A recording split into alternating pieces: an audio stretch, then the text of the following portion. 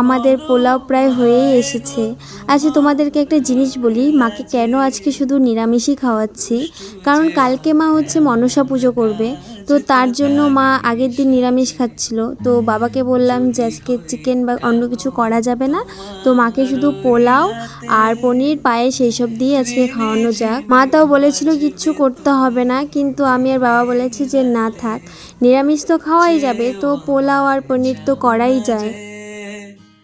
যদি হই চোর কাটা ওই শাড়ির বাজে। এই তো মায়ের থালি রেডি আছে। তোমাদের আবার বলি কি কি দেওয়া হয়েছে: পায়েস, পনিরের তরকারি, পোলাও আর জল। আজকে মার জন্মদিনে আমি আর বাবা এতটুকুই করতে পেরেছি, কিন্তু তাও মা অনেক খুশি। মার হাবভাব দেখে বোঝা যাচ্ছিল যে মা আজকে একটু বেশি খুশি আছে। এই ছিল মায়ের জন্মদিনের ভিডিও। আশা করছি তোমাদের অনেক ভালো লেগেছে। আবার দেখা হবে অন্য কোনো নতুন নতুন ভিডিও নিয়ে। ততক্ষণের জন্য সবাইকে টাটা, বাই।